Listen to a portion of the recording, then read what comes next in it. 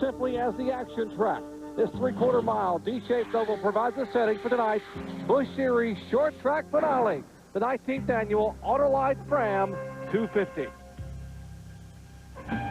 For the past 2 years, when the lights have come on at Richmond, this sun has begun to shine. The thrill in this car could stand for the number of consecutive September wins for the team, or simply third-generation champion, a designation Dale Earnhardt Jr. earned as a 2-time Busch Series titleist.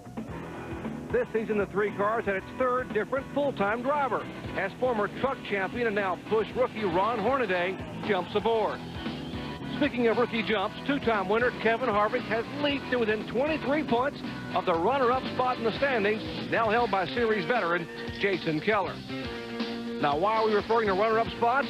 Maybe because this man, point leader Jeff Green, is gone.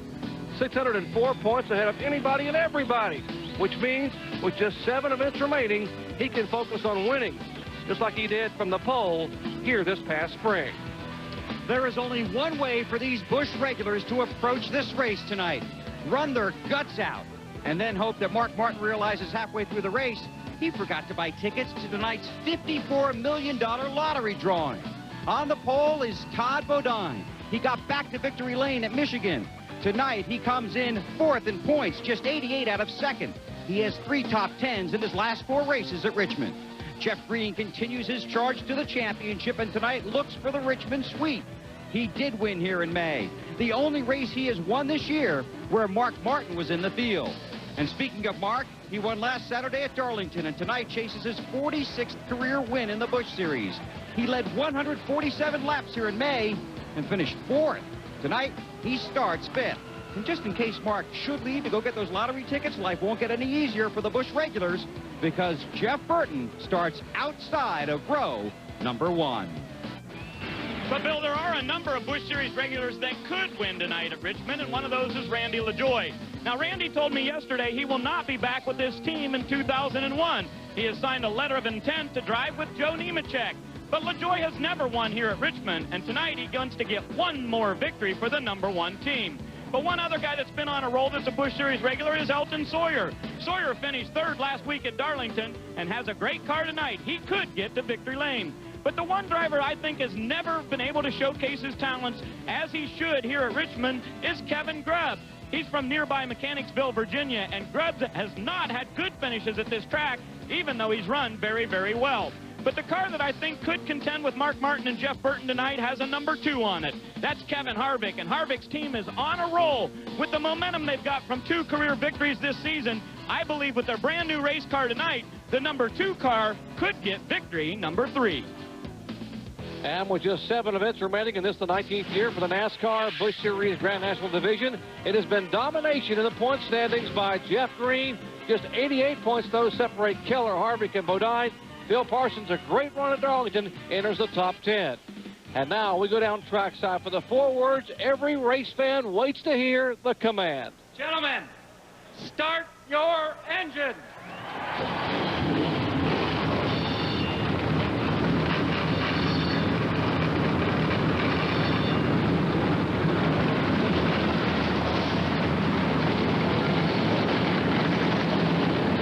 With that command, the field of 43 roars to life and gets set for 250 laps, 187.5 miles for a purse of over $670,000. Yeah, they're going to rub fenders and bang bumpers at Richmond, and it's coming your way next as ESPN, the worldwide leader in sports, presents NASCAR. When we come back, a look at the starting grid, and we'll wave the green flag from Richmond.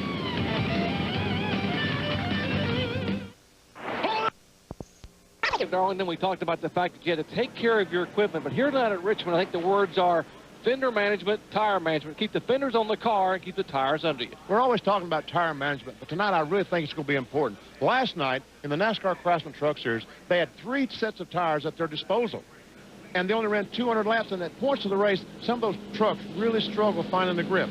Tonight, they have 3 sets of tires at their disposal, and they got to run 250 laps. So there'll be segments tonight these guys will be struggling trying to find the grip.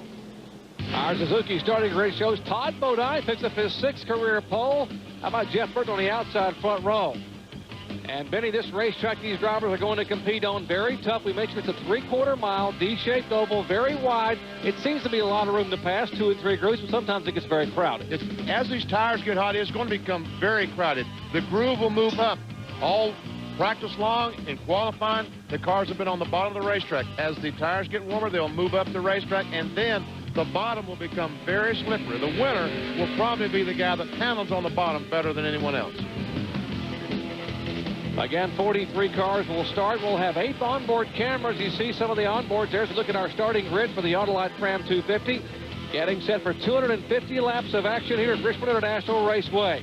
The final short track assault of the year for the NASCAR Busch Series Gladiators. And final visit of the season here, the beautiful Richmond International Raceway in Henrico County, Virginia. Phil Marsh, Phil Parsons, as they come off turn 4.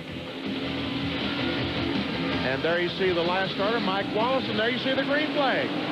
Perfect timing to start as Todd Bodine will lead him down 2 by 2. Jeff Burton on the outside in turn 1. That's Elliott Sadler in the 15 car, and he did not get off to an exceptional good start.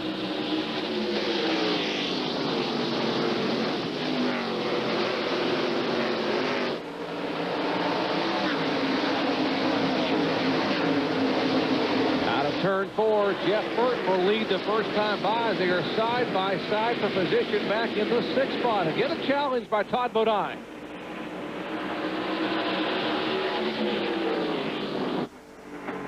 Once again, he's trying. Todd Bodine on the bottom of the racetrack. He just can't get enough grip to come off and get alongside Jeff Burton. Kevin Grubb going by in the car number 37, a local product from just down the street here, about 8 miles away. And a good qualifying effort with an array of back efforts for Jason Jarrett, son of Dale Jarrett. Best qualifying effort ever in Busch Series competition, starting back in 6th position.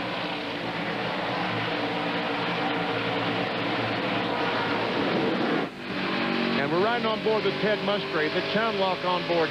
And everyone talks about that. I talked in the garage here. This might be a dark horse for victory tonight. And how about the guy here? We're talking about the youngster, Kevin Harvick, at number 2, the AC Delco Chevrolet. He's battling with the veteran Mark Martin. You're right along with Mark's Winn-Dixie onboard roof camera. There's Harvick, a 2-time winner, right in front of him. And you know that Kevin Harvick has to be pleased with himself and his race car and his team being able to pass Mark Martin, because not many guys in the Busch Series this year have passed Mark Martin. Harvick just 23 points out of 2nd position.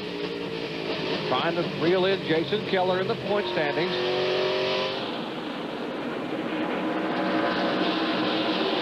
There's Randy LaJoie alongside Ted Musgrave, the 82 car. As we get back in the pack, several cars side by side. There's Michael Waltrip from the 7 and Dick Trickle.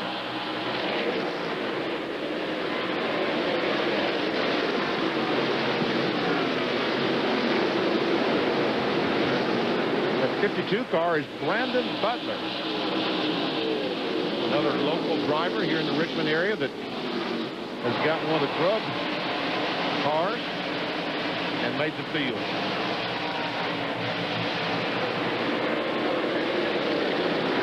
Watching LaJoie and Musgrave. The 1 is LaJoie. The 82 is Musgrave. There's Elton Sawyer in the car number 98, the Lysol machine, still looking for his first win this year. In the same car that he finished 2nd with up at Nazareth, and he had his best run of the year. That's Lyndon Amick, who led laps at Darlington last week, giving Sawyer a run for his money. Had a good qualifying run. Talking about Lyndon Amick, qualified in the 11th position, is still running back in. As a matter of fact, him and Elton Sawyer are battling for that 10th spot right now, 10th and 11th. And there comes the run on board with Matt Kenseth. This is, as you see in his graphic, his 100th NASCAR Busch Series start.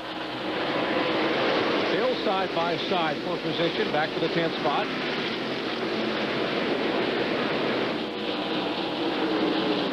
And how about our points leader? That's the car number 10 of Jeff Green, the guy everyone's been chasing all year long. Now he's chasing a position inside of our pole sitter, Todd Bodine. That That is for the second position. He will take it away, and Harvick, Kevin Harvick, slides back up single file. Again, the car number 9, you just saw flash by. That's Jeff Burton. He is the leader. Our NorthernLight.com Ford Taurus showing the way. Then second spot is the number 10, the Nesquik Chevy for Jeff Green. Now a battle for third. Kevin Harvick right now is trying to take that away from Todd Bodine. But when they come off the corner, if you can't use the entire racetrack, if the 2-car can't let it drift up against the outside retaining wall, then he's not able to run as quickly as he can when that takes place. So therefore, they just run along side by side. Makes it pretty interesting when it's down near the end of the races for the lead. Wow. And that's the view that Mark Martin has. Of course, Martin, as you heard, winningest driver in NASCAR Busch Series history, 45 career victories. He watches these two guys go at it. Our Circuit City onboard telemetry will see exactly what kind of speed we're talking about around this D-shaped oval. And watch as he goes down the front straightaway, and you'll see speed up to 142 miles per hour.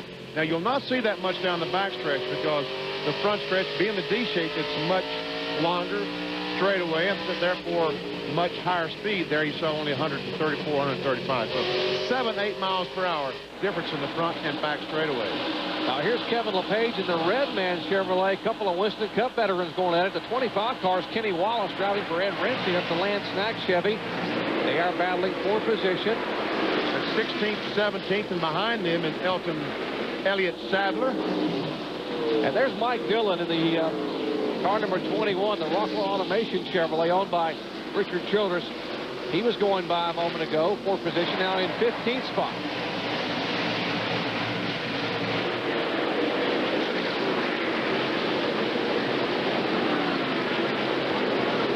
Kenseth is trying his best to get on the inside. That's Kenseth in the blue 17, trying to get on the inside of Jason Jarrett in the 11. And meanwhile, Randy LaJoy looking back from on board the back bumper of Matt Kenseth's car as he gets by the 11, and now here comes Lyndon Amick. Now from the 1 car, the Bob Evans Restaurant roof camera looking up forward from LaJoy's machine. Amick is side by side there with Jason Jarrett as they battle for the 9th spot.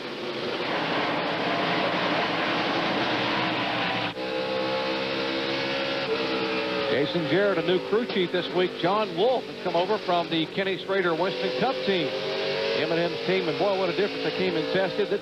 This is a whole different race team with that kind of leadership on board. John Wolf has been around for a good while. And LaJoy is trying to, he wants to say to Amick, go on, Lyndon. If you don't, I'm going to have to make it 3 wide, and we get down the corner. That's going to be dangerous. Now we see Ted Musgrave, the 82, going by Elton Sawyer in the 98. Jason Jarrett hanging tough on the outside, not giving up at all, Benny. That's not easy to do here. No, he certainly isn't. But I've waited for a car like this for a long time, trying to get my career jump started. Now I've got a good race car, and I'm not giving up. Talking about Jason Jarrett as now Amick goes by, and here comes the 2-time Busch Series champion LaJoy to try to get on the inside of Jarrett, and we'll take the spot away. And he quickly takes that spot. Whoa, here comes Jason Jarrett back a little bit. Wow, we are in the early laps here at Richmond International Raceway of the 19th annual Autolite Fram 250. Jeff Burton is our leader with 20 laps complete. We'll be right back. It's time. 250 and a little framming and bamming just a moment ago there as we watched a Winston Cup veteran, the Band-Aid Chevy for Michael Waltrip, and Timmy Fedewa in the Stanley Chevy right behind him. Now these guys have got to get things going because they're back in 34th, 35th, 36th, and they realize that Jeff Burton is not that far behind them, so they've got to get going because they don't want to go a lap down earlier on because it just kind of kills the whole evening. Yeah, it would make it sort of tough to be lapped in the first 40 laps of the race, knowing you got 210 left to run. You see there's a leader coming, Jeff Burton, and followed closely by Jeff Green. They're in the same straightaway with those guys we saw racing just a moment ago, and here comes Kevin Grubb. A great battle, great run for Grubb tonight. Still there, clear. Kevin, that 5th spot. Kevin Grubb said earlier today it's the best race car there. Spin in turn 4, back. Heavy impact, bringing out caution for the first time today here in turn 4. The car number 12 involved. And looks like the 0-1 car of Sterling Marlin is backed up against the fence.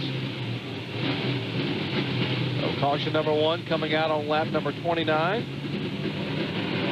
Just waiting for traffic to clear so see if his car will roll and see what might have happened as these cars came off turn 4.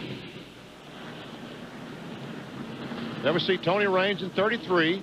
He goes up, and gets in the left rear of Sterling Marlin, and around goes through. He nails the gas, and Spencer, I don't think Spencer hit anything. He actually stopped before he made contact with Sterling Marlin.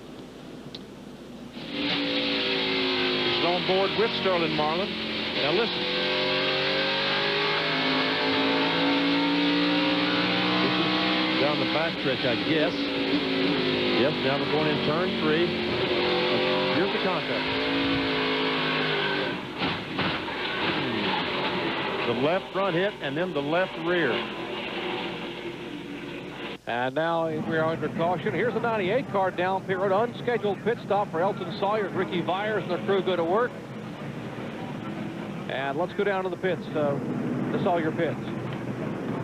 And he's giving up a lot of track position here, but I had just talked to Ricky Vyers, and basically Elton called in and said the car is loose. Now, I didn't think it was loose enough for him to come in and pit. Obviously, they did. Chassis adjustment and 4 tires. That's one of the 2 sets they get during this race. So Elton Sawyer's really going to have to make those tires last. His car must have been a lot worse than we thought. Well, 350th start for Elton Sawyer. Still looking for that win number 1. And as you said, Bill, going to be awfully tough now. 1 set of tires left at all for Elton Sawyer.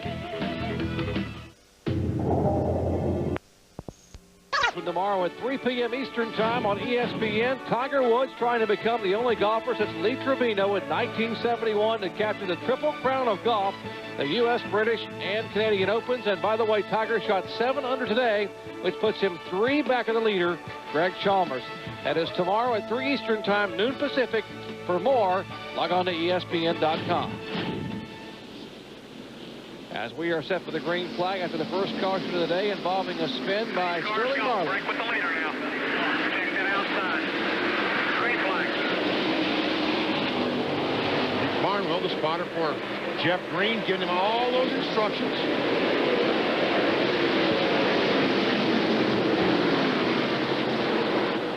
And the white car on the inside is Jimmy Spencer.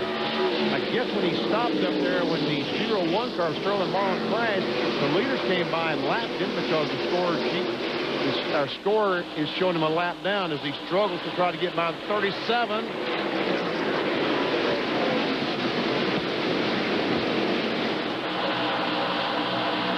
Now we see, we've got 3 wides of contact there between Mark Martin and Jimmy Spencer as Kevin Grubb goes by on the outside. Wow. Kevin Grubb, I started to say a moment ago when the caution came out, said this is absolutely his favorite race car. This car is nicknamed Hunter after David Hunter, who was a very, very close friend of car owner Clarence Brewer, who passed away this past year, and they named the car in David Hunter's memory. And they would love to get their first win this year with this race car very close to his Mechanicsville, Virginia home. And now we see Mark Martin just moving over and letting a couple of cars go by. I wonder if Mark is on a tire management mode, trying to keep these tires on that Winn-Dixie Ford, because let's face it, there's 3 sets of tires to run 250 laps. They got to average about 80 laps per set. And if you just joined us, Elton Sawyer pitted a moment ago under the first caution flag on lap number 30 and used 1 of his 2 sets. So now he's got, we see a spin as Elton as Lyndon Amick, and we see Hornaday spin in the side of Lyndon Amick. Caution now, turn 4. Got 2 cars sitting at the bottom of the track. Well, caution coming out for the second time on lap number 39, the spin by Lyndon Amick. And the spin to try to avoid him by Ron Hornaday, who was 5th in points coming in, and pretty serious right side sheet metal damage on Hornaday's Chevrolet. And a right rear tire is flat, so this car is certainly not going to drive like it has been driving. Show you again what happened just a moment ago. Watch the 35 car right side of your screen. It gets a hit from behind by Ted Musgrave, the 82 car. And around he goes, and here comes Hornaday on the bottom of the racetrack, and he just slams on the gas, tries to turn under the 35, and can't make it. He slides sideways, and you see Blaze Alexander going by on the inside. Jimmy Johnson making a good move to get by on the high side again, looking back up toward the turn.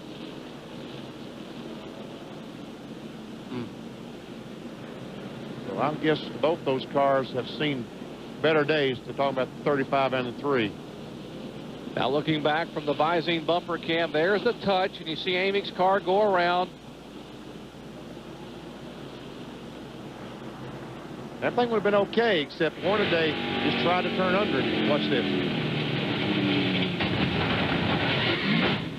He tried to turn under the car, and he just could not take it. The car spun as he tried to turn that quickly. There's the contact again. Musgrave, the tap, Amick sideways, and watch the 3 car coming in the right side of your screen. A little too much momentum to get the car to turn, and boom, door to door. And it looks like Hornaday may have gotten the worst of that part as they have the car on pit road, and now Jerry Kennan and company beat some of the sheep out of the way. And we continue to work caution number 2 on the night. Benny, great run by Kevin Grubb in the Timberwolf Chevrolet. A youngster, 22 years of age, nearby mechanics. Well, Clarence Brewer owns the car. What a job Terry Shirley and crew have done setting it up, as he is right now in 4th spot. Daniel LaJoy and Dave Blaney battling for the 7th and 8th position. Blaney had it, LaJoy wants it, and it's yet to be determined who's going to take it. And we see Musgrave on the inside of the 17 of Matt Kenseth, right behind these guys. And Jason Jarrett hanging in there in the 11th spot in the 11th car. And if you didn't hear earlier, the one driver, that's LaJoy, announced he will not be back with James Finch. He'll drive with Joe Nemechek and company next year. Here's a side-by-side battle. Our pole sitter, Todd Bodine, battling with the 60 car of Mark Martin. And Mark is trying to take that spot away, and looks like he's going to.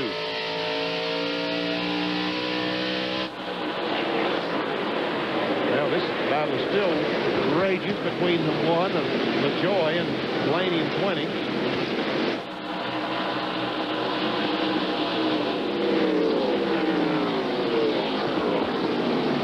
And starts saying LaJoy had it, but here comes Blaney back on the outside once again. And look at Grubb just pass, just push the 2 down in turn 1, and Grubb's on the inside. It's hard sled down there, Kevin. Kevin Grubb now trying to take over the 3rd position from rookie Kevin Harvick. Pair of up-and-coming young drivers. Grubb is 22 years of age. Harvick is 24. Harvick, a 2-time winner at Gateway and Bristol. As you watch this side-by-side action continuing back for 7th position.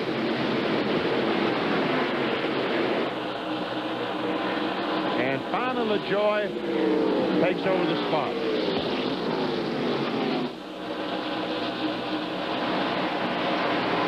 Now back up to the battle for 3rd spot. I mentioned Kevin Grubb has won a pole. He won at Dover back in September of 1998, but has never won a race. His best finish was 2nd at Dover on that day.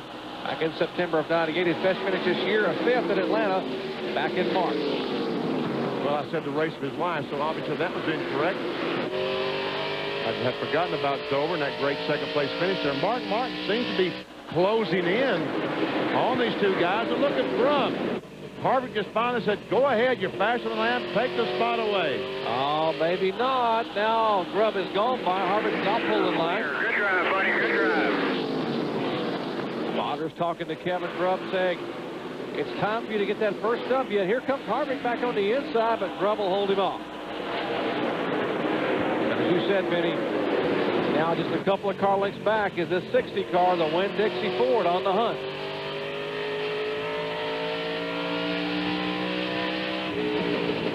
See Mark Martin, our Circuit City telemetry. He used quite a bit of brake going in turn 3. Ooh, and look at Harvick wiggles. He came off the corner now. Mark Martin drives up on the outside, and looks like he'll take that spot away. And he does move Mark Martin up to 4th spot. Mark Martin, 3 poles and 5 wins. 3 poles and 5 wins in just 9 starts this year. Making his final tour in the NASCAR Busch Series. They will have 3 more starts in Busch competition after tonight. And it'll be all over then for Mark Martin in Busch competition.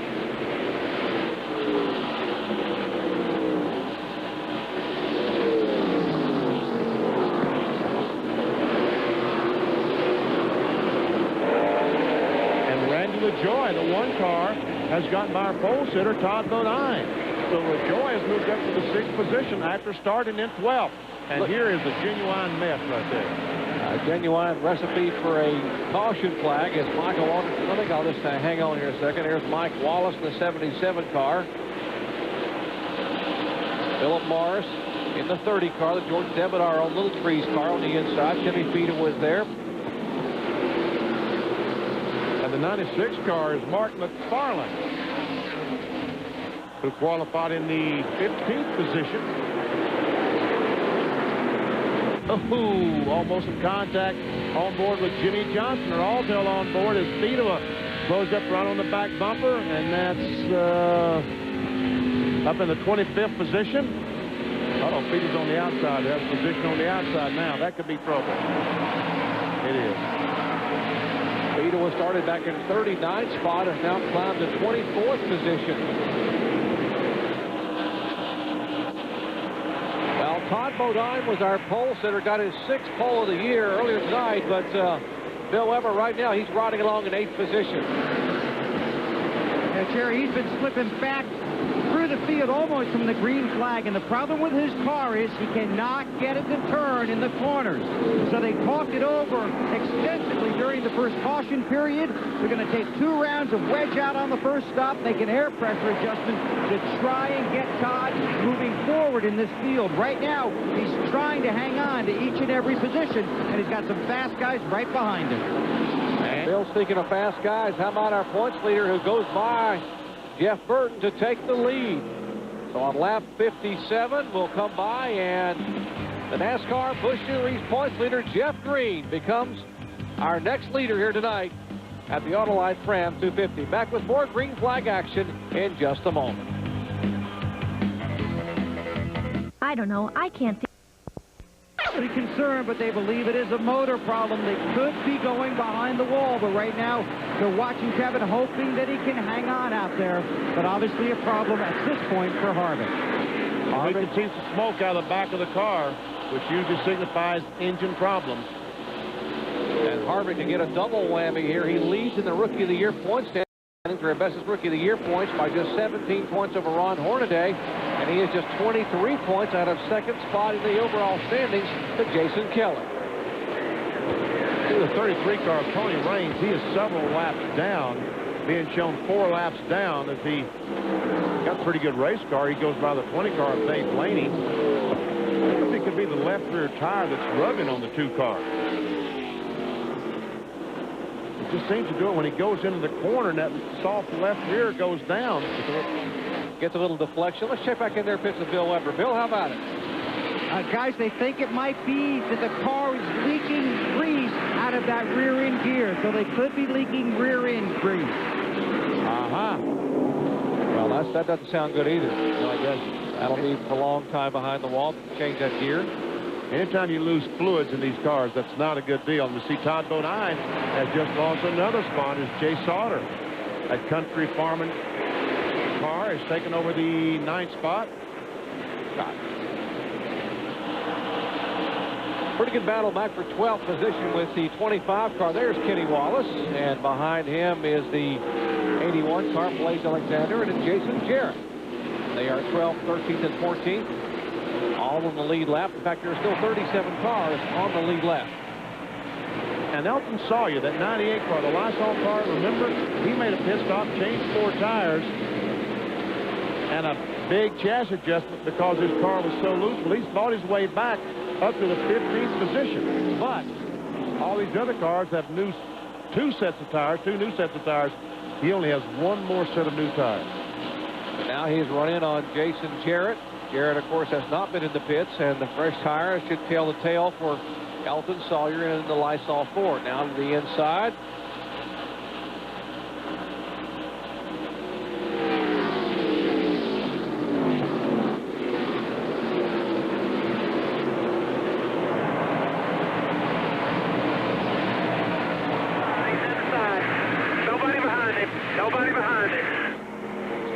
telling Jeff Green that they got a car on the inside of him, that being Mark Green, Jeff's older brother. And how about the Jeff Green car? Let's check in his pits with Ray Dunlap. Well, Jerry, on Wednesday, Jeff Green turned 38, so he'd love to celebrate a birthday with a big victory here tonight. But tonight is also Jeff Green's 10th anniversary, not of his wedding, but of his Busch Series career. On September 8, 1990, Jeff ran his first ever race. It was right here at Richmond, and that was exactly 10 years ago tonight. Wow, happy anniversary to Jeff as you ride along with Jeff Burton on the yellow freight roof cam. I'm sure Jeff Green would like to pick up his 6th win of the year. And second of the season here. He won from the pole here in the spring, but not in this car. And right in front of him is Adam Petty. Kyle Petty. And Mark McFarland about to go a lap down as we see David Green, the 31 of Mike Dillon. And there's Kevin LePage, Tim Fiedler. Let's see, that's back in the 16th position. They close in rapidly on the 11 car. Look, all of a sudden, Jason Jarrett is falling back from the 98 car a few car lengths. So could Jarrett be having a problem? Jason Jarrett qualified 6th in the Rayovac Chevrolet. You watch LePage come up in the Redman machine, Redman Ford Taurus.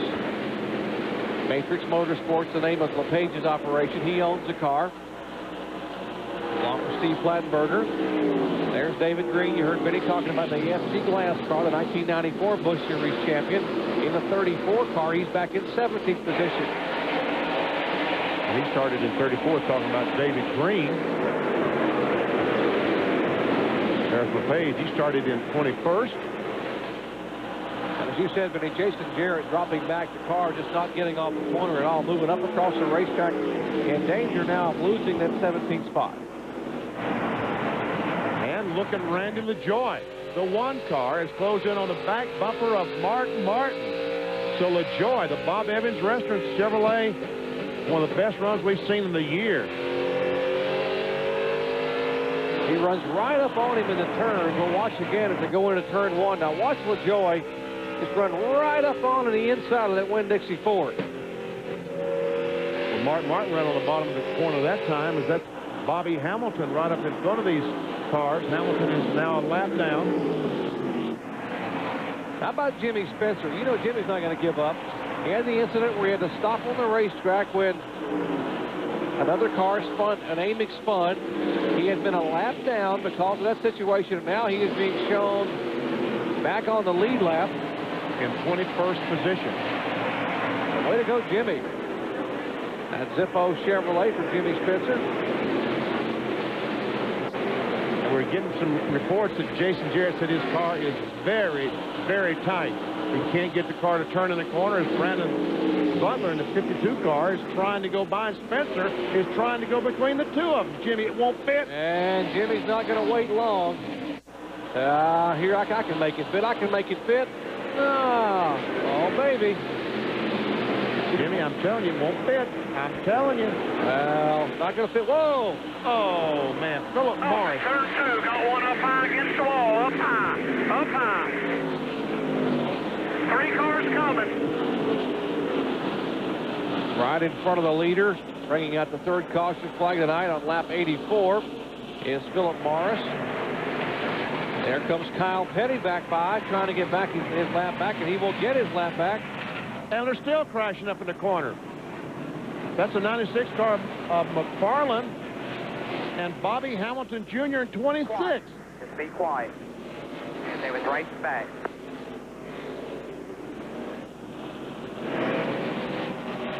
Let's see if we can sort all this stuff out. Some pretty good damage to the 26 car of Hamilton Jr. Indeed.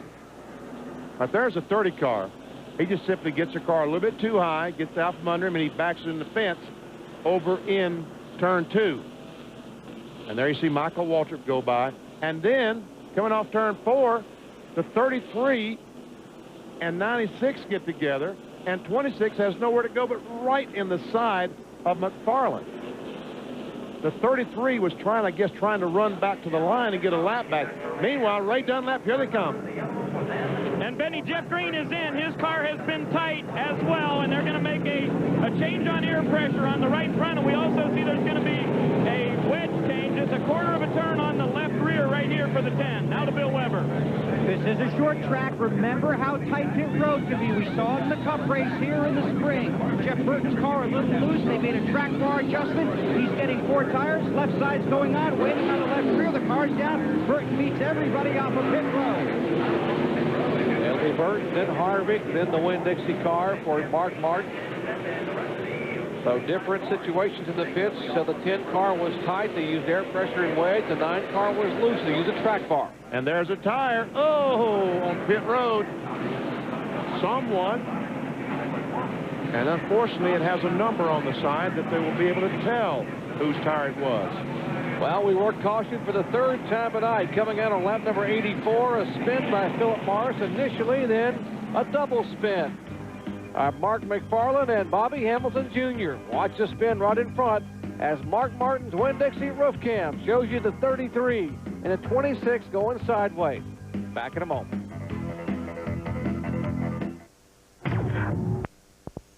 In Henrico County, Virginia, under caution for the 3rd time tonight. Let's check in the pits once again with Ray.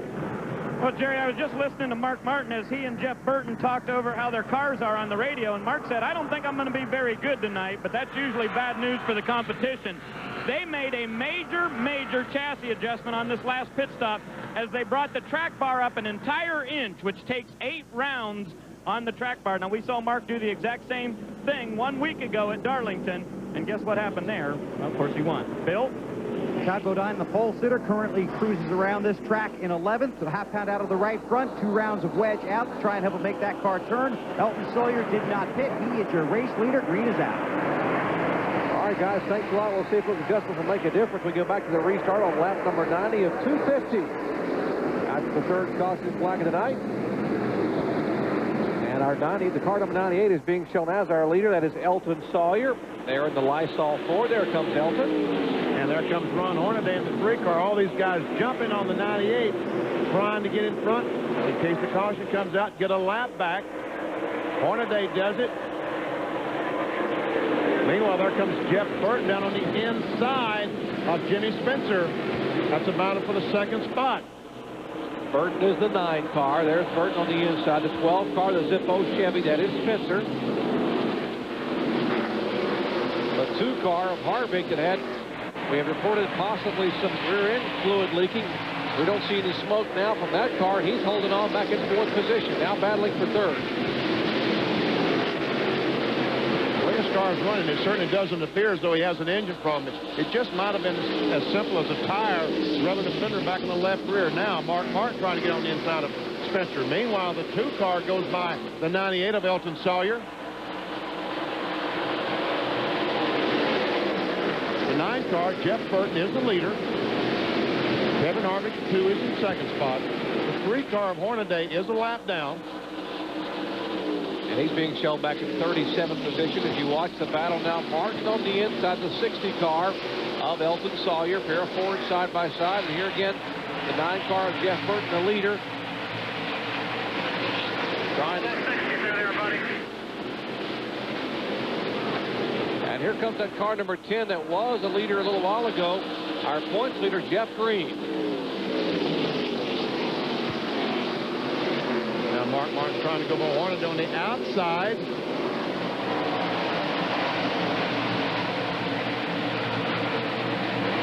And he does. Oh, and the 10 car just squeezes between Elton Sawyer and the 3. And here comes Kevin Grubb. Continue to have a great run going tonight. Clarence Brewer car for Kevin Grubb, Timberwolf. Swedish match people got to be very, very excited about this young man's future. Grubb now being shown in the 5th position, following the points leader, Jeff Green, who's in 4th spot.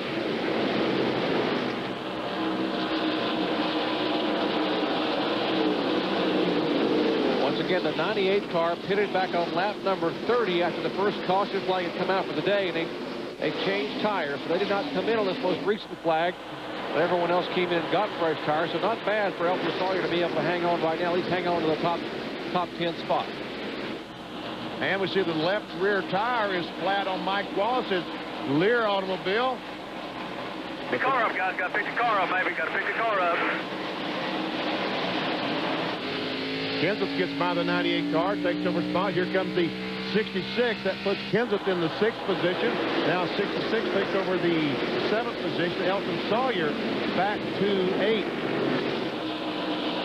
And as you heard Bill Weber report, they made a significant chassis adjustment on the 66 car for Todd Bodine, who was our pole sitter. 2 rounds of wedge out. I haven't found the air pressure in the front. But Bodine reported the car would not turn, Benny, and apparently it's turning a whole lot better now. Looks like it is. Jimmy Spencer was up there just a moment ago, and he's already back to the 16th position, so it's obvious just how important that new, fresh tires are to the ability of the car getting around the racetrack.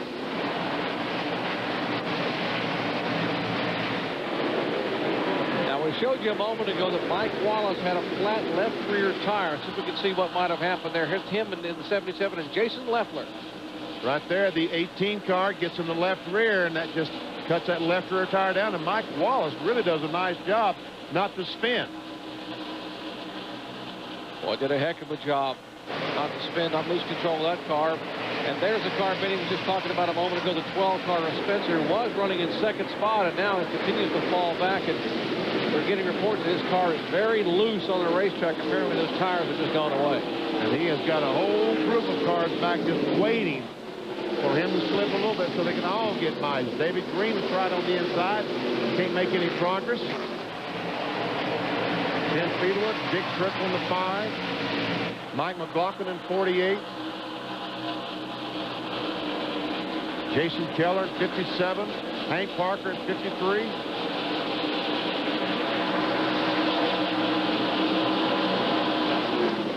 Man, waterproof cars.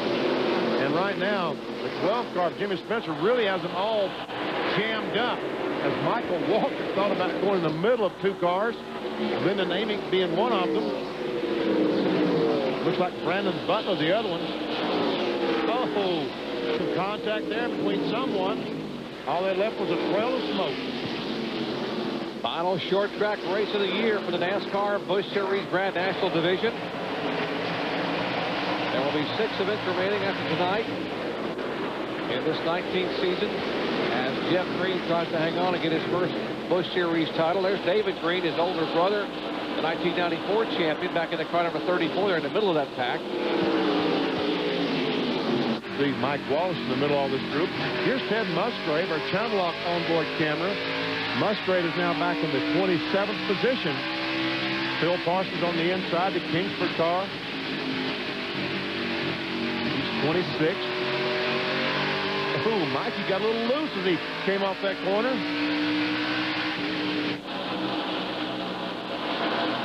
All right, Kevin Grubb continuing that march toward the front. What a night for this youngster.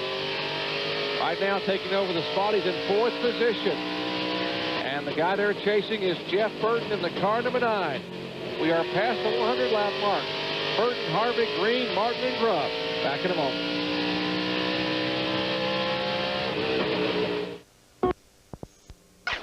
And there is a significant situation up in turn 4. It's what you might call it. There was about a half a dozen cars involved a moment ago, bringing out caution number 4 here on lap number 110. Casey Atwood and Tim Fiedler, the most seriously damaged. Let's show you again what happened just a moment ago as the cars were coming through turns 3 and 4. All right, there we see the 36 car. Ooh, and I don't know what happened to the 82 car, but all of a sudden he goes sideways. That's Musgrave. He makes contact. Michael Waltrip gets in the back of the 35. Here comes Casey in the left rear of the 82 car. The 82 car goes back down, gets his car going again. I guess that the 35 of Lyndon Amick got in the back of the 82, hit him and spun him, and he spun the 36. Is that what I think happened?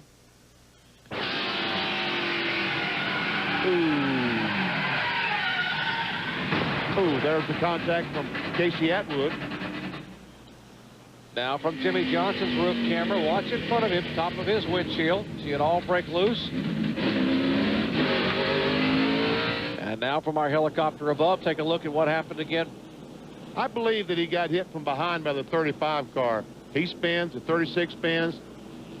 Around goes the 35 of Lyndon Amick. Michael Waltrip barely gets by. And Casey Atwood, unfortunately, does not. Boy, that was a huge break for Jimmy Spencer, being able to get on pit road and get some fresh rubber on his Zippo Chevy. Well, 112 laps are in the books. Jeff Burton is our leader. Back in a moment. Time for the Honda Grand Prix of Monterey. Card FedEx Championship Series action coming up Sunday from Laguna Seca. For more, log on to ESPN.com. There were 5 cars involved in our latest caution flag. Casey Atwood involved, Tim Fedewa, Lyndon Amick, Ted Musgrave, Michael Waltrip had a little bit of involvement. He'd be the 6th car, but he did not spin as we get set for the green flag. And Jeff Burton continues to lead at 9. NorthernLight.com. Ford Taurus, the 2-car right behind him. Kevin Harvick would love to get up and lead this race because he'd love to have those 5 bonus points, and it pays for leading. He can even dispose of Musgrave right now in the 82 car. We told you at the top of our show as you watch this action that Jeff Green has a 604-point advantage. And then Jason Keller is just 23 points in front of Kevin Harvick. As you watch Harvick now pedaling for all these bars, trying to get to the inside. And now from the roof camera, from the channel lock roof camera from Musgrave, as you watch Jeff Green make a move to the outside. And here we go, Harvick for the lead. Is he going to lead at the line? Yes, he is. He has those 5 bonus points. And remember, Jason Keller has not led tonight, so that could be huge in Harvick's attempt to try to chase Keller down in the point standings. And, man, Jeff Burton is running really, really high on the racetrack. He's really moved up the track to the very, very top. And that's one reason Harvick decided to drive down there. But meanwhile, here comes Jeff Green on the outside of Harvick trying to take over second. And look at Kevin Grubb. Once again, that 37 car. A little bit of a touch there between the 2 and the 10. Better not look in your mirror, Jeff Green, because there comes that Timberwolf Chevy. So Burton the leader, then Green. Now it's Grubb in 3rd spot, and Harvick will follow back in 4th position.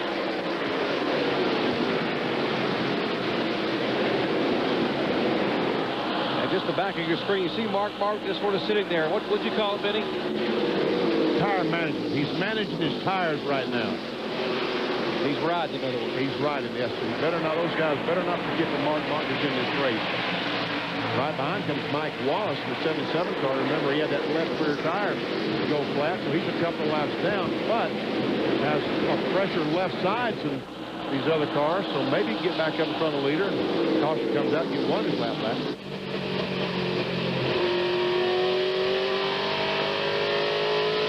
Looking back from Mark Martin's bumper cam. As he rides along in 5th position, there's the 17 car, the Visine Chevy for Matt Kenseth now making a move. Kenseth being shown in 6th position, right in front of Todd Bodine, who's in 7th. Ooh, heavy crank. Turn 1, wreck in turn 2, wreck in turn 2. Keep it low coming in, buddy. Keep it low coming in. Got 2 up against the wall. Hank, forget about trying to start that one, Hank. And a fire from in front of the 33 of Tony Raines, the defending Rookie of the Year, trying to get out of his Bill Baumgartner-owned car. Significant blaze there in front of Tony's machine. Tony climbing out as the safety crews are trying to get across here. The cars are actually moving by the racetrack. Man, that is... And now the fire truck cuts through the field to get over to those to the burning car of 33. There's the fire truck trying to get across. Hank Parker tries to move away, and now the truck gets up there as the car continues to blaze. What happens when they hit the wall on the right side? They knock the fuel pump off. Tony Raines is exhausted. He's been a pinball tonight. But you knock the fuel pump off the car, and I'm sure that's just gasoline that's siphoning out of the gas tank out on the racetrack. And look at this mess. Boy, heavy damage. The Rick Rathbun Team Marines Racing Chevrolet just ripped apart front and rear. Here again's what happened to bring out caution number 5. Buckshot Jones was also involved in that crash.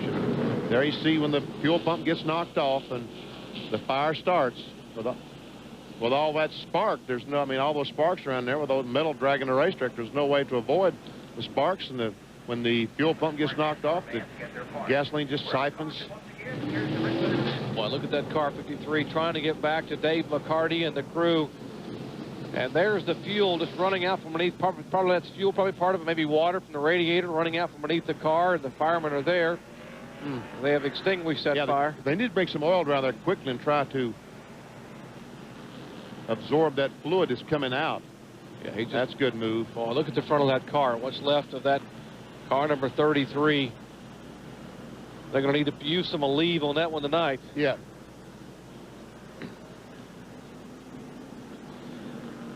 Now, earlier tonight, Benny, we misidentified this car number 33 as actually being the cause of the 01 incident when Sterling Marlin hit the wall. We can show you what happened. Well, what happened? The 33 did hit the 01, but I think that Jimmy Spencer right here is going to turn him into it. Right there. He makes contact with that right rear and turns the 33 into the Sterling Marlin car. I believe is what happened now, as we have the benefit of going back and looking at it on replay. Well, there's Hank Parker Jr.'s Team Marines Chevrolet. Heavy damage, but the Marines never quit. They're swarming over that car to get him back in the race. Back in a moment. It's Now we work the caution, number 5. Today, an incident down in turns 1 and 2, a fiery incident involving Tony Raines and Hank Parker Jr. Take a look. Right in front of the 00. Contact is made up in the wall. 00 goes up, catches the right rear, and there is the flame and the blaze in the 33 car, and it only gets worse.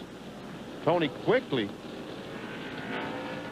jumps out of the car, and Hank Parker Jr. really wisely, I was saying he should stay there, but pretty wise to drive away from that inferno. That's gasoline that's pouring out of a broken line, sighting out on the racetrack. Plus, Hank Jr. is 13th in points, and he wanted to get that car back to the pits, and they're still working on that car behind the wall. Talking about Hank Parker Jr.'s cars, you see the cleanup now ongoing down in turns 1 and 2 for Tony Raines Chevrolet. Well, we work caution number 5 as we have 128 laps in the books. We are just past the halfway point, and Jeff Burton leads. NASCAR Winston Cup Series action coming your way tomorrow night from the place they call the Action Track. Beautiful 3/4 mile D-shaped oval and in Rico County, Virginia. Very wide racetrack. There's a look. You see the D-shaped part. The curved part of the D is the front straightaway, and the very straight part, the back of the D, is that back stretch. And there you see the record on the very bottom of the screen, towing the 33 car, the Aleve Bayer car, back to the Busch Grand National garage area, and I would think that it's pretty much a mess. I was right. Boy, what's left of that car. Tough break for Alan Russell, Bill Bumgarner, that whole team. Tony Raines, the defending Rookie of the Year. Ray Festus Rookie of the Year for the NASCAR Busch Series. Won it in 1999. We are showing 30 cars still on the lead lap. The last car on the lead lap will be the car number 15, Elliott Sadler. And Elliott has made pit stop after pit stop. Every time the caution flag comes out, he spends a lot of time in the pit area trying to make some adjustments to the car. Of what I'm not really sure. They're not changing tires, they're just making adjustments on the car or trying to fix a problem. While they continue the cleanup, we'll mention a couple of cars on and off pit road, including this one, Ron Hornaday, as they will make it. Looks like they've got a toe-in adjustment where Hornaday had some side-to-side impact with the car number 35. They'll come and make the adjustment, drop the jack, and Ron Hornaday, a two-time winner this year, currently 5th in the points, heads back down pit road. By the way, Jeff Burton is our leader, and Jeff Burton is our pole sitter for Saturday night's NASCAR Winston Cup Chevrolet Monte Carlo 400. So congratulations to Jeff Burton. It's been a pretty good Friday night in Richmond, Virginia thus far. Back with a green flag in a moment. I'm Jerry Punch, along with Benny Parsons, Bill Weber, and Ray Dunlap. Glad to have you with us as we work caution number 5. Now, Benny, I've seen him rake racetracks. I've seen him sweep tracks. I've seen them blow tracks, but now they're going to vacuum the track up in turns 1 and 2. They put all that oil dry down to try to soak up that gasoline, and how to get rid of it? They got a big, huge vacuum cleaner that's going up there and vacuuming it off the ground. Now, the car number 45 of Kyle Petty has been on and off pit road a number of times. Ray Dunlap, what's going on down there with Kyle and the Sprint Chevy crew? Well, Jerry, they think they may have a broken valve spring in the race car, and it's been running very, very flat. As he comes by on the front stretch, it has a very odd sound to the engine. But all of these cautions have been a big advantage for Kyle, because every time there's a caution, he's almost about to get lapped by the leader. So he's been able to stay on the lead lap, currently running 30th right now. Kyle had his best finish in Busch competition, 5th at Nazareth back on July 16th. Of course, he's a winner here in the past in NASCAR's Winston Cup competition. He won driving for the Wood Brothers back in the spring of 1986, and I was here doing that race, and what a special victory lane that was with him and the Wood Brothers. That was quite a finish. Quite a finish with Earnhardt and Darrell Walker getting together, going in turn 3 that day. Boy, that was awesome, those last few laps, and so were the last laps here, as we have a great crowd on hand under beautiful clear skies, perfect racing temperature. We'll come back with a green flag in just a moment. Top 10. Check out 16 through 30. All these cars on the lead lap. Mike McLaughlin, who took the provisional, is up to 16th position. Michael Waltrip's in 23rd. Mark Green, and here we see 31 through 43. Well, we've had a number of incidents in the first 137 laps. Lap 28, an incident. Sterling Darling gets a little bit of a tap. There's a 12 off the 33. If you're scoring at home, and the 01 goes to the wall. Then on lap 38, watch the 35 car up across the racetrack, and right at the top of your screen there, the 3 car spins for Hornaday, side-to-side contact. On lap 83 and 84, the 30 car, Philip Morris. 1 lap later, another incident involving Tony Raines, this time the 96 car involved McFarland and Bobby Hamilton Jr., an innocent victim. Then on lap 111, a half a dozen cars involved on a turn 4, Fedewa, Musgrave, you pick them out, they're all there. Amick is there going high. Michael Waltrip involved. And our last incident, lap 123, heavy contact, fire erupts. Parker Jr. and Tony Raines again. And that's what puts us under caution for the 5th time tonight, while we are getting ready to go back to green flag action.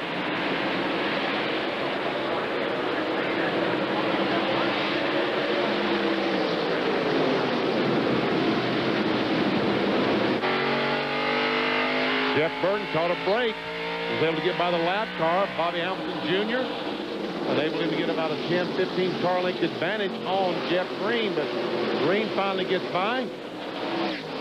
Ooh, and Grubb trying to go by Green on the outside. Did he make contact with the outside wall? Maybe not, but it was close. Yeah, with Grubb in the 37 car in 3rd spot. Then comes Harvick in the 2 car, then the 60 car. Martin, then Kenseth, then Todd Bodine. 00 car, the Cheez-It car. Buckshot Jones is 1 lap down. There's Todd Bodine, who was our pole sitter tonight. His 6th career Busch Series pole, Bud pole in the NASCAR Busch Series. Currently being shown in the 7th position. And look at Mike Wallace drive under these cars, both of them, and get by them all. Good move down the backstretch by Mike Wallace. Mike is 2 laps down, being shown in 35th position. Now, we saw Tony Raines involved in that series incident a moment ago when the fire erupted. How about Tony, Ray? Well, Jerry, Tony is just fine, but they just brought him out of the infield care center, and they put him in an ambulance. They're going to transport him to Meadowbrook Hospital because they think he may have broken his scapula because his belts were real tight.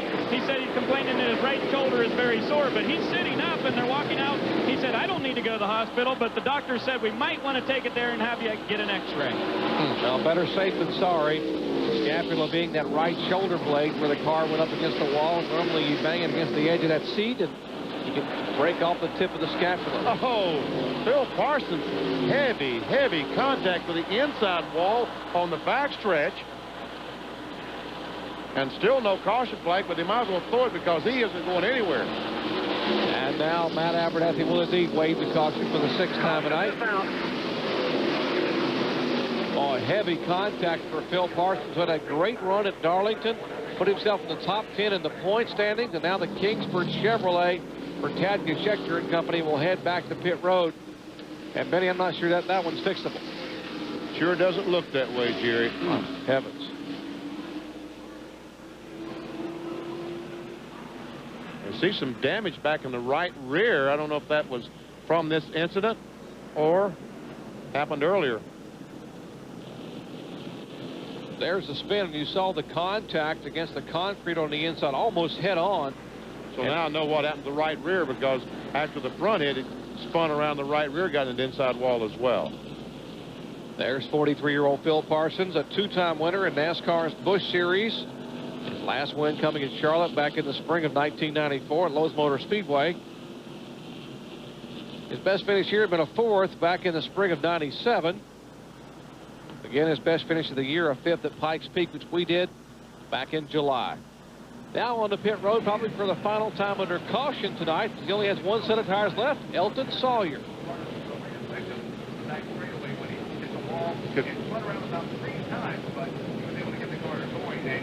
I wonder if pit road is open or closed. There's Phil Parsons looking at the damage. And pit road is closed, but I think the penalty is you go to the end of the longest line. So Brandon Butler, the 52 car, also taking advantage of this caution flag to change 4 tires. Dick Trickle is in. And that's where these cars would have lined up anyway, because they are on the lead lap, and so they would have been at the very last of that lead lap car. So why not come in and make the pit stop? Might as well. Kyle Petty does the same thing in the 45, the sprint car. We are just about 100 laps away from the checkered flag. We are showing lap 148 in the books. Up 250 as they come by. We're actually working lap 148. And Jeff Burton is our leader. There have been 4 leaders: Burton, Green, Sawyer, and Kevin Harvick. Back in a moment.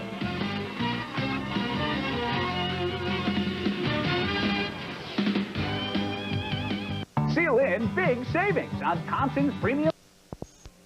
County, Virginia, as we are in the final 100 laps of the NASCAR Busch Series Autolite Fram 250. Phil Parsons' heavy impact brought out the latest caution flag. Let's talk to him. Ray? Well, Phil, it appears an awful lot of damage to your race car. It was a pretty tough hit you took out there. Yeah, it was. I've been a little bit loose up off the corner the whole night, and the Kingsburg guys have been working on it, made it a lot better, and I just got away from me coming off 2, got sideways, and I never would catch and straighten back out, and it went around and hit the inside wall pretty hard. I really hate it. We guys been working on the car. We're making it better. We're still in the lead lap, still in contention. Better than a lot of the cars I think that were running ahead of us, but I screwed up, and it's not going to be tonight. I assume you're all done?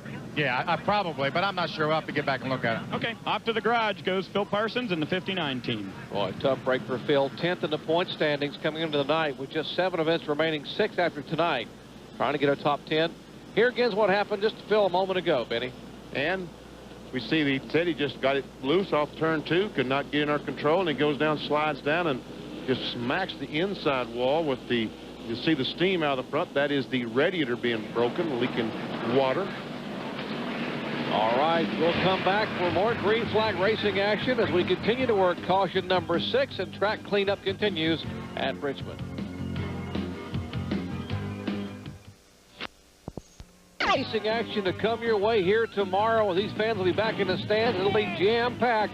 Bill Weber's NASCAR Today will lead it off at 6:30 Eastern Time on ESPN2. Then Bob Jenkins, Ned will step in. John Kernan joins us. All of our crew for the NASCAR Winston Cup Chevrolet Monte Carlo 400 live. Flag to flag action, 7:30 Eastern Time, 4:30 Pacific. Then we'll wrap it up with RPM tonight. Actually, tomorrow morning, or at 2 a.m. Eastern Time, we should say. That'll be Sunday morning, RPM tonight, wrapping up all the NASCAR racing action and action around the world. For more, log on to ESPN.com.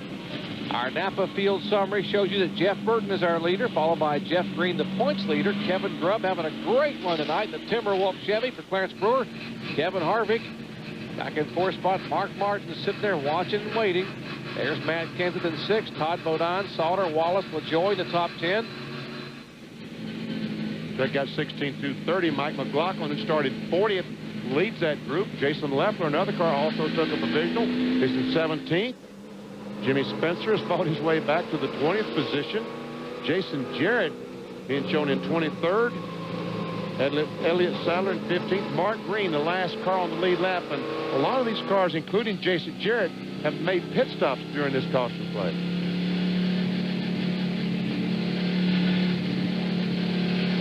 Now, coming into the night, the rookie points were pretty doggone tight. Harvick had a 17-point lead over Ron Hornaday.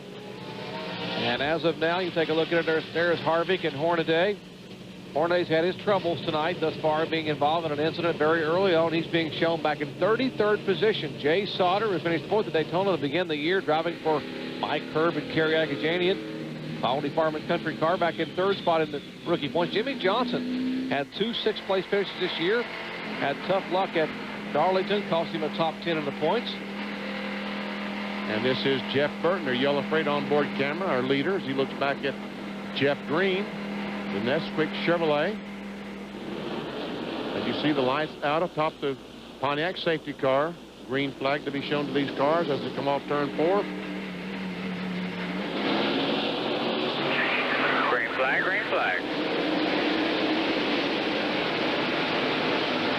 Hornaday squeezes in between 2 cars, tries to go 3 wide. And once again, the 9 car, Jeff Burton, gets the advantage of squirting out in front of a lap car.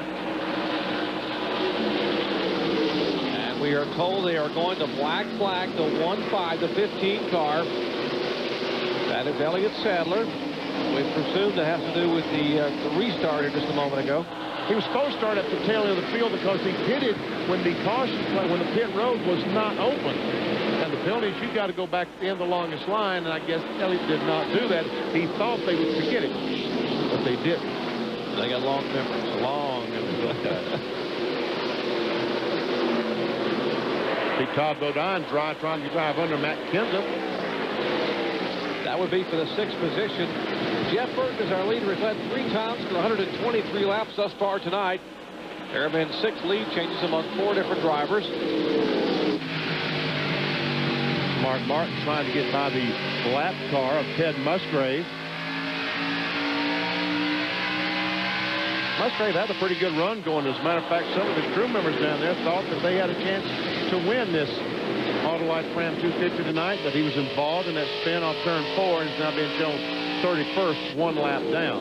He gave this car a great ride up in Bristol, Tennessee a few weeks ago on a Friday night NASCAR Busch Series event. Now there is all those 4 of those cars, all 4 of them are battling for position. Todd Bodine, 66. Matt Kenseth, 17. We're riding on board with Randy LaJoie, the 1 car. And there's a 43 car as well. Jay Sauter's in that mix. That is 6th, 7th, 8th, and 9th. And you're riding along with LaJoie, who's currently in 10th position. 2-time NASCAR Busch Series champion, pulling up on the Quality Farm and Country Chevy for Jay Sauter, rookie driver. Coming up out of the Truck Series, NASCAR Craftsman Truck Series. And LaJoie was really, really strong to begin with, but now he's back in the 10th spot. Can't seem to find his way by these cars. Of course, these cars are running pretty doggone fast. Now Kenny Wallace will take the spot away from Kenseth. That is a 7th position. So Wallace is 7th, Kenseth 8th, Jay Sauter 9th, and LaJoie still in 10th.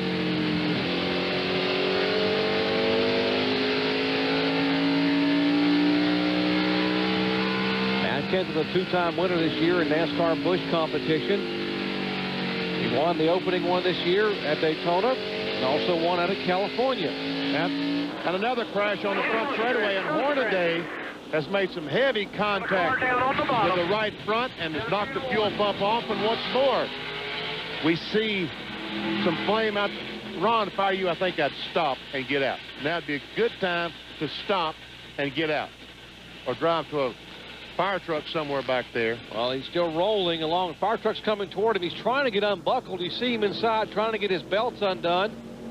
Heavy damage, fuel from underneath the car. There's flames in the front and the rear of the car. Now he's trying to pull his way out as you watch him get out of a smoke-filled window. And now Ron Hornaday, the 2-time Truck Series champion, out of a car, and the safety crews are there to put the flame out. Man, these things are... We're seeing more flames tonight than we have in a long, long time. And once again, when these cars make contact, the fuel pump sits right against the frame rail on the right front. And all the cars, they've decided they're going to make that final pit stop with about 80 laps to go. Ray Dunlap. Well, Benny, Jeff Green has been tight in the center, so they are going to make a little bit of a chassis change here and see if he is able to do anything with Jeff Burton here. 4 tires on this pit stop. I said earlier tonight I thought it would be 2 tires. Now to Jeff Burton's race car has been just about perfect, just a little bit loose. This should be routine, 4 tires and fuel. He hopes to get back out as the race leader. Left side's going on. Todd Bodine in the pit in front of him. Burton's on his way, just edges out the 10, then the 2. All right, the die has been cast. A tire rolling across pit road right in front of the 1 car who just misses that tire. Looks like that might have come off the 20 car. Oh, yeah, one of his crew members running across pit road to try to get the tire. Here again, the incident that brought out caution number 7, the 96 car, McFarland. Watch him just smack that concrete wall. You see Hornaday now zipping around on the inside. Heavy flames and fire from beneath the front of his Napa Chevrolet. On board, there's a 96 car, McFarland. And Hornaday did not realize that McFarland was out there. See the Napa stickers? Oh, it got a little warm and decided to leave there. I don't blame that sticker. I'd have left as well. A little bit of heat beneath that rear bumper, melting that bumper, and the sticker just peels away. But fortunately, the good news, Ron Hornaday climbed out okay. They got the fire out, and he will race again the final 6 events. Caution number 7. What a night. What a night at Richmond International Raceway, as we are just about 83 laps away from the checkered flag. Back with more in a moment. Whirlpool Gold. Richmond International Raceway, our NASCAR Busch Series action, as we are now inside of 85 laps to go. In fact, that last pit stop where all the leaders came in was with 85 to go. So we'll see what can happen as we get set for the restart here. And the final portion of the 19th running of the Autolite Fram 250. And you remember, Jerry, back in the spring, at the same situation, about 80 laps to go, and all the cars came down pit road, and Mark Martin stayed out there and said, man, that's too early to be pitting to make that final pit stop. He wanted to do it with about 50 laps to go. He did, but unfortunately, all those other cars stayed on the racetrack, and Mark could never fight his way back to the cars and finish 4th that day. And if you're just joining us, the caution flag a moment ago, the incident involving Ron Hornaday really going to hurt him in the rookie point situation. He came in just 18 points back and 5th overall in the standings, but 18 points back behind Kevin Harvick, and he has called it a night. A lot of great history over the years, Benny, in the NASCAR Busch Series, and I am told that sometime next year, early next year, they're going to put out, if you're a history buff, the history of the NASCAR Busch Series, written by acclaimed Busch Series writer Rick Houston. Some of the best pictures about the history of the series, Sam Ard and Jack Ingram and Tommy Ellis, all the greats of the early years, over 270 photographs. The history of the Busch Series, it'll be called Second to None. And that's going to be an awesome text. Let's go down to Ray. Well, we've seen a great deal of fire tonight, Ron. I know you didn't want to see any fire. It got awfully close. Are you all right? I'm fine. I just feel sorry for these guys, man. I wrecked the car. Lennon got crossed up. I got into him and bent the whole front end. Them guys have been working their guts out trying to get it right. And, we made a change to get the front end straight. It just kept grabbing and get tighter and tighter, and it flopped the front tire over. And I don't know if I came up in the 96 or whatever, but we were laps down, and we deserve what we get, I guess. I mean, hate that that's a brand new race car. These guys, it's my favorite car. It's Stepchild Jr. won a lot of races. We had a great car, so I don't know. It's not what we expected right now, but we're pretty excited. I mean, we're got some momentum going. We think we've got something up our sleeves, but we haven't figured it out yet. I mean, we just haven't put it on the racetrack. So we're doing all right. These guys are working their guts out. Okay. The 3-car struggled a good bit all weekend, and certainly done for the day. All right, right now the 12 car, the Zippo car, Jimmy Spencer is the leader. The 48 car, McLaughlin in 2nd spot. Green flag, green flag. The cars that we've been seeing lead, Jeff Burton is now back in the 8th position. See if he can fight his way back through these cars. Once again, all the leaders came on the pit road for what would be their final tire change of the day. Heavy contact, some pushing and shoving back in the field. Kevin Harvick back there with Mark Green. They go 3 wide and now sorted out in turns 3 and 4.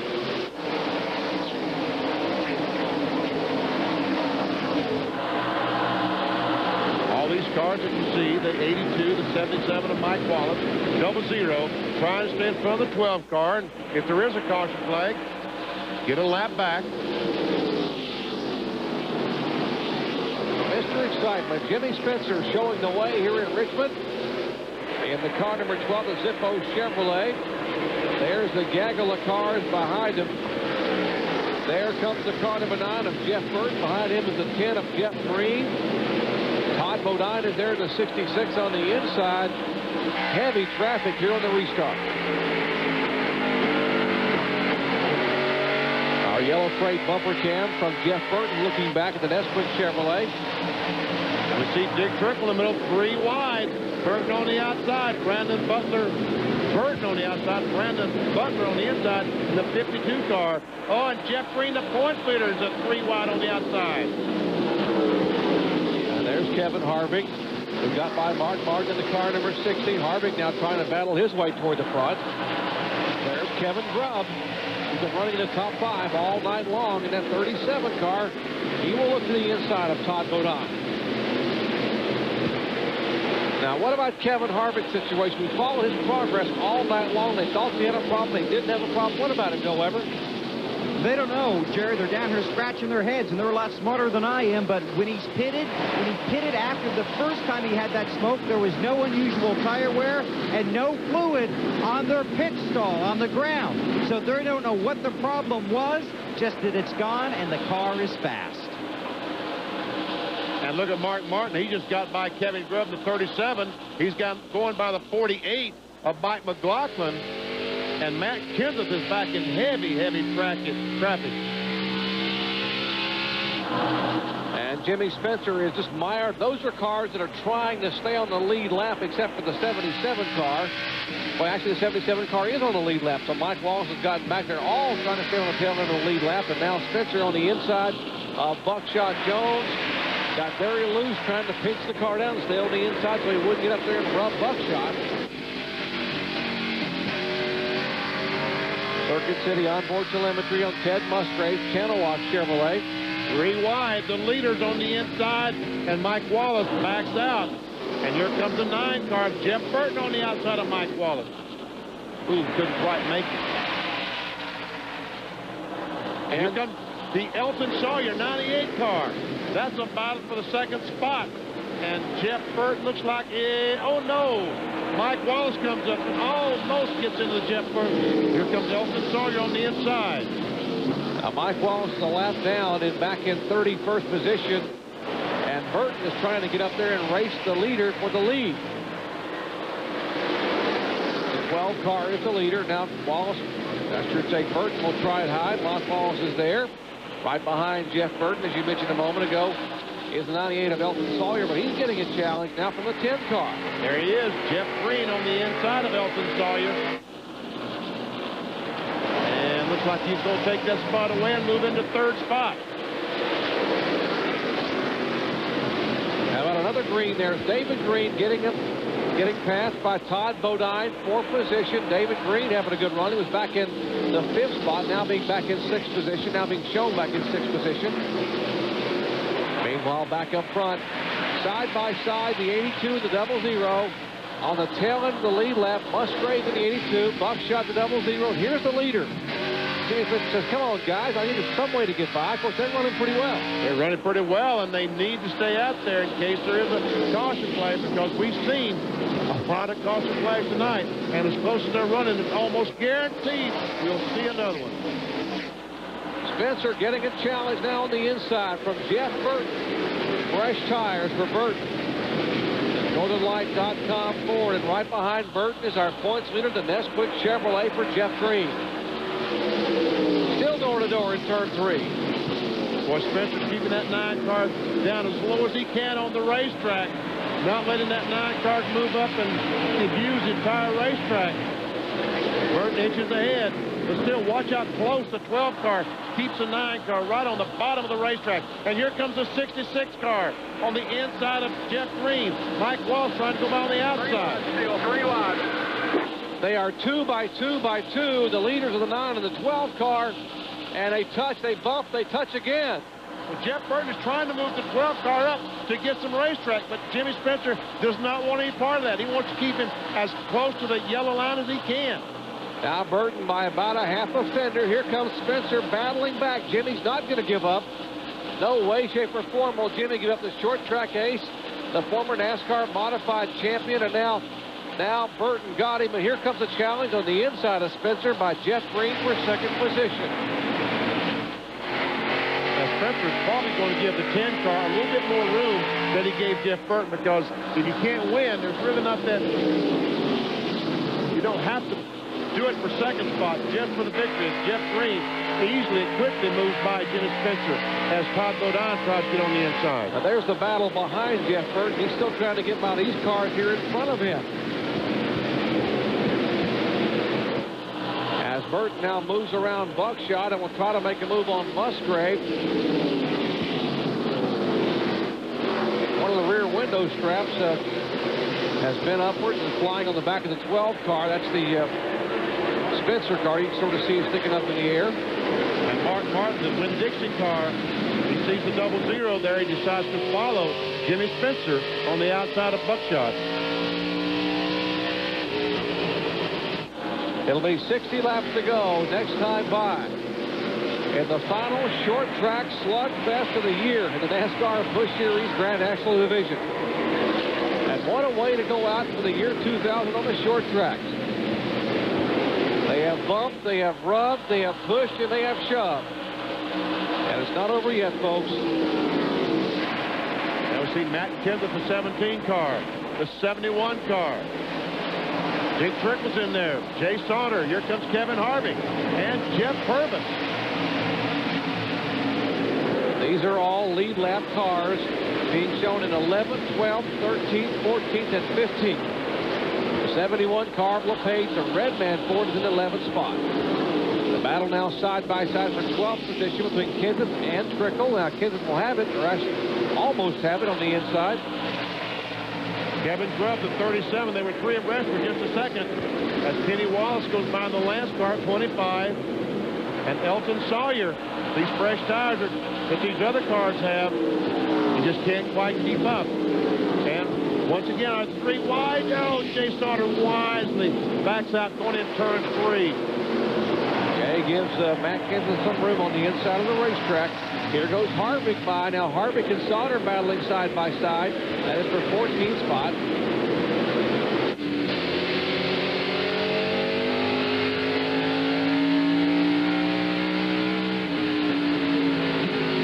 Action all around this racetrack, and we still have over 50 laps to go. All right, now Mark Martin just got by Jimmy Spencer, and he struggled to do it. And that just might, Jerry, cost him the race, because he had to use his tires a little bit more than he wanted to get by Jimmy Spencer, and now he's about 3 seconds behind Jeff Burton. Can Mark Martin chase him down? It's going to be hard to do. Well, there's the guy they're chasing, Jeff Burton, who won here in 1998. Mark Martin is one of the guys chasing. He's a 5-time Richmond winner. The final 50 laps from Richmond International Raceway when we come back. Back for the final 50 laps of NASCAR Busch Series short track action of the year. Final 6 events will be on Speedway. So we watch side-by-side action here. Kenny Wallace, the 25 car, on the inside of Jimmy Spencer. They are for position. That's battling for the 6th position. Jimmy Spencer has decided to stay out. Remember, all these other cars pitted, and now he's suffering. He was the leader just a few laps ago. Now he goes back to the 7th spot.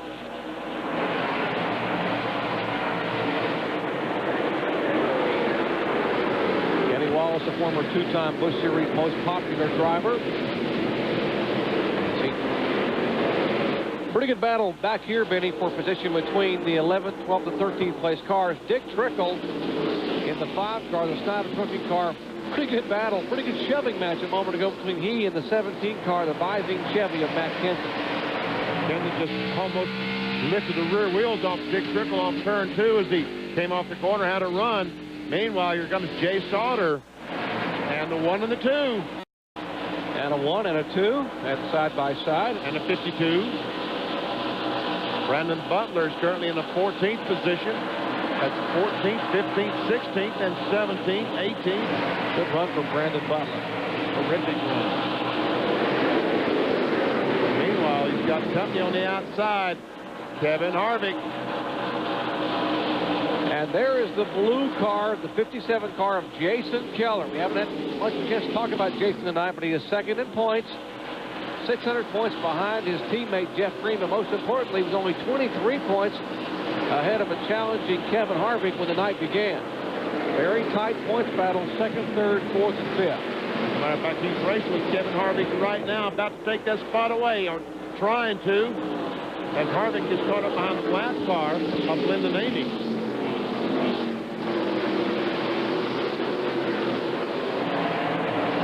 For you Hank Parker Jr. fans, you Team Marines fans, Parker, they got the car repaired enough for it to make a few laps, and they have officially retired the car back to the garage area here on lap 206.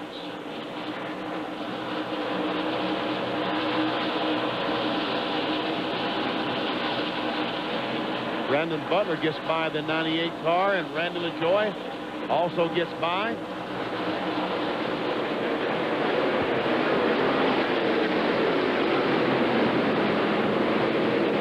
And the 57 car is getting a challenge from Mike Dillon, that red-white Rockwell car. Harvick would love to see that. So that's extra points that he would be able to gain as the cars get in front of 57. Now here comes Blaze Alexander. Oh, they're going 3 wide. Now remember, Kevin Harvick did indeed lead a single lap. There have been 5 leaders, 8 lead changes. Mike Dillon getting a little bit racy in the Rockwell Automation machine. Now he and Harvick are teammates. They both owned by Richard Childress Racing. As now Dillon comes up on the inside of Jason Keller. Dillon had that spot a moment ago, but now Jason Keller is fighting, struggling on the outside. Michael Walter trying to join that group. He's currently in the 20th position. Jason Laffer back in 21st, the MBNA car. He tries to join his entire group of cars. Boy, folks, this is some serious racing right here. It's a shame it isn't for the lead, because this is just about as good as it gets. Oh, 3 wide. 3 wide on the short track. Final short track of the year for the NASCAR Busch Series. Not really a short track, more of a short speedway. 3/4 mile, Richmond International Raceway. And Elton Sawyer, that 98 car. Look at Jason Keller trying to drive down on the inside of the 21. See their brakes blowing when they jump on that brake pedal into the corner. Big bright red brake rotor you see is a moment ago some of those cars diving in turn 1.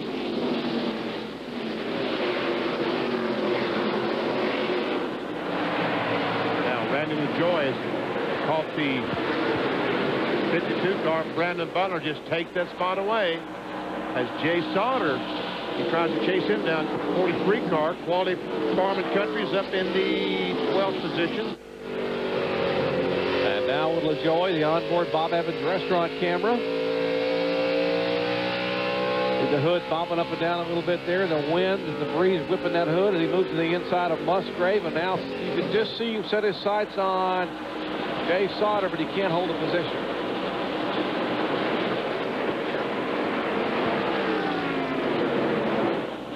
Back a little bit to the Jason Leffler car, Elton Sawyer, and Jeff Purvis, another car who has been running so well lately in the NASCAR Busch Series. Had to take the provisional, started in 37th position, and is being shown now in 22nd. Purvis, a former winner here. He won from the pole back in 1996. Has finished second 3 times this year in the Porter Cable Pontiac for Joe Gibbs. Now battling on the inside of the Ford of Elton Sawyer. And folks, remember, Elton Sawyer made that tire change early on, about 40 laps into the race. He is right now really suffering the consequences of that. He has used his 2 sets of tires. He's out there on worn tires. Doesn't have any more. And here we are with 35 laps to go. And he's falling back, and not anything he can do about it. Sawyer being shown now back in 21st position. And we have 26 cars still on the lead lap. Mike McLaughlin, the final car on the lead lap in 26 spots.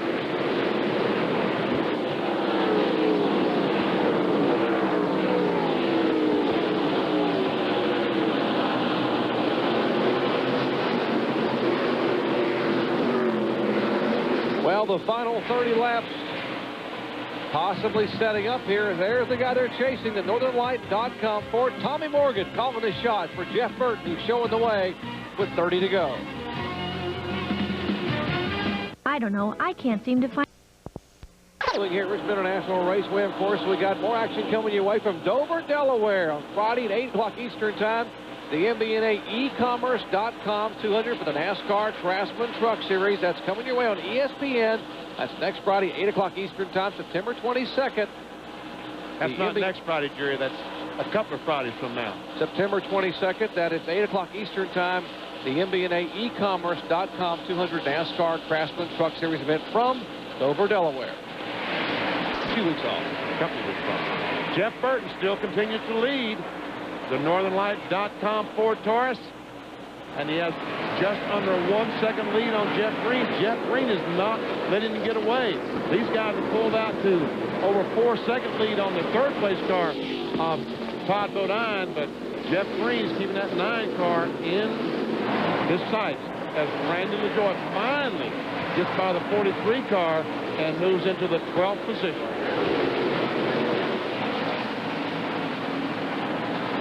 Now Kevin Harvick continuing to slug his way back in the field there. The car number 2 being shown back in 19th position. As you watch this battle, we'll tell you Mike McLaughlin fans, he's making a pit stop. With 25 laps to go, Mike was the last car on the lead lap. Has now gone a lap down as we have just 23 cars on the lead lap. Dave Blaney, the final car, still being shown.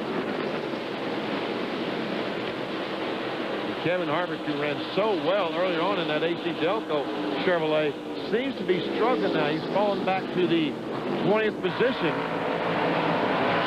And what a night for Kevin Grubb. Man, he has had just a terrific night. This car, the 37 car, we're talking about the Timberwolf car, has run just terrific tonight. Clarence and Tammy Brewer got to be awfully proud of this young man. 22 years of age. Terry Shirley dialed the car in. His favorite car, nicknamed Hunter. It's the car they had an accident with here in the spring. They repaired it. It had not been on the, good move. Had not been on the racetrack since that race here in the spring. And he said it's absolutely the best car I've ever had, and he's driving like it. He certainly is.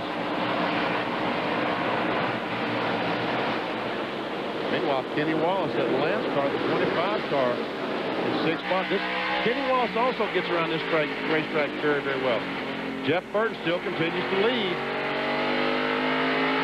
And looking back off that yellow freight bumper cam, we're riding along with Jeff Burton, our leader, who's led 175 laps. The cars behind him, every one of them's got fenders buckled in and quarter panels creased and bumpers hanging off. That's typical short track Busch action. That was Bobby Hamilton Jr. that you saw with that refugee from a junkyard, the 26 car. And how about the fact that the 98 and the 2 car, Elton Sawyer and Kevin Harvick, could go a lap down here. They're the last cars in the lead lap with 20 laps to go. There is the 98 car going a lap down now to Jeff Burton. And here comes Harvick. He's the next candidate on the 1 lap down mark. And I'm telling you, all of a sudden the 2 car just has gone away.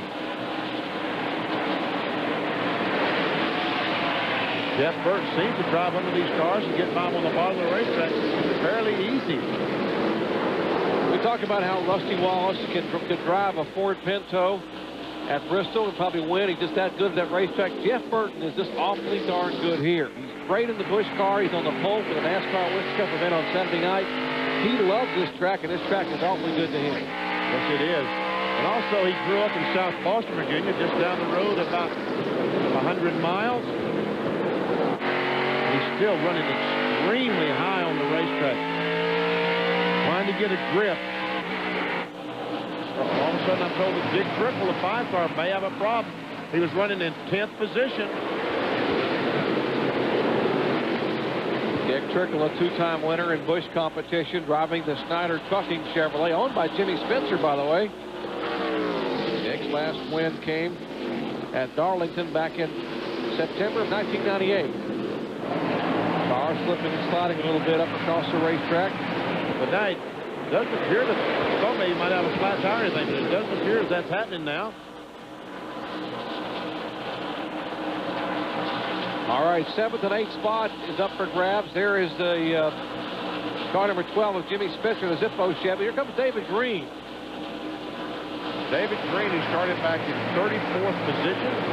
trying to take over the 7th spot. So he has had a very, very good night here at Richmond International Raceway. Boy, give a call to David, the former Busch Series champion, trying to get a good top 10 finish.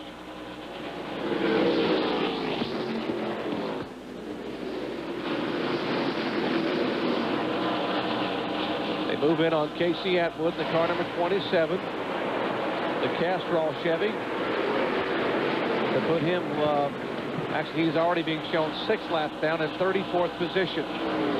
We saw Casey Atwood in the Castrol car involved in the crash, and we saw the damage to the left front fender. Well, that's the good news, because the bad news is he crashed the car in practice this morning, and this is the second car he's used today. So they already have one covered up back at the Busch garage, and they're going to have to repair. Now here's a battle where Mark Martin is starting to reel in, or trying to reel in, Todd Bodine. He just joined us. Todd Bodine was our pole sitter. He's being shown in 3rd place. That's the 66 car, the white car there, left side of your screen. That's Bodine, riding along with Mark Martin back in 4th position. And meanwhile, this battle is going on over 5 seconds behind the leader, Jeff Burton. But it looks like the 37 car, Kevin Grubb and Kenny Wallace, the 25, is catching Mark Martin. Well, it'll be 11 laps to go next time by. There is Jimmy Johnson's car as Kevin Grubb tries to work to the inside of him. There's the Timberwolf colors. Mechanicsville, Virginia, as the crow flies about 9 miles from this racetrack. Kevin and Wayne Grubb, the brothers. Kevin the younger of the two, age 22. Wayne's 24 years of age. What a run tonight.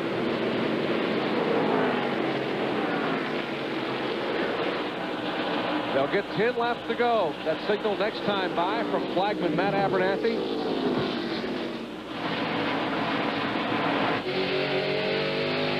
All right, Matt Kenseth back in the 9th position. All this is a battle for position 7, 8, and 9.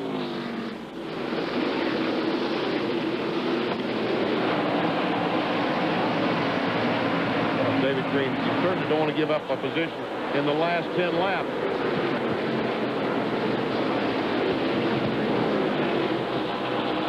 Kansas slides up, and Green is still there. David Green battles back on the outside. 9 laps to go.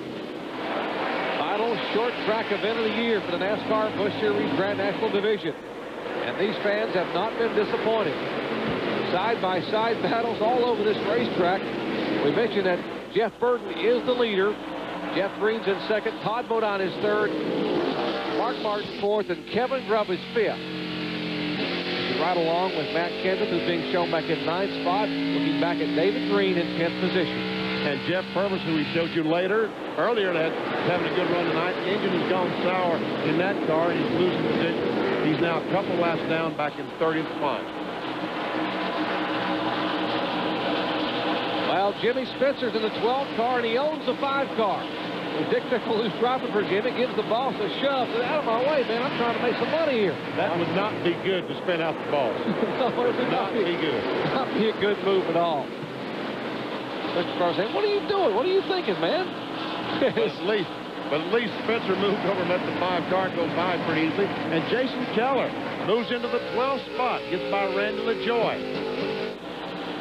That'll be 5 laps to go next time by. And there's a spot right in front of the 71 car, the red man car of Kevin LePage.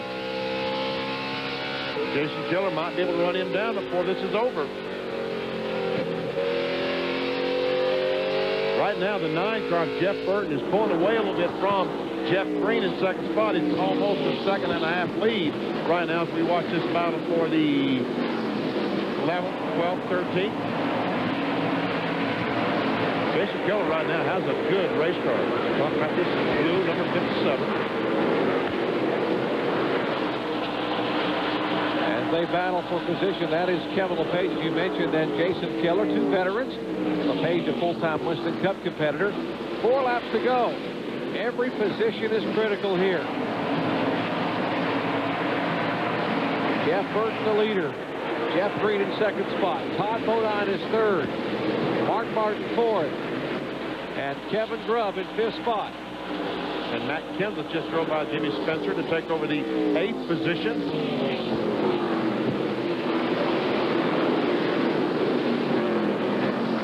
Here's Todd Bodine in the 66, left side of your screen, the winner at Michigan earlier this year. As you ride along with the Winn-Dixie car, and side by side, Keller will have the position from Kevin LePage. That's 11th spot.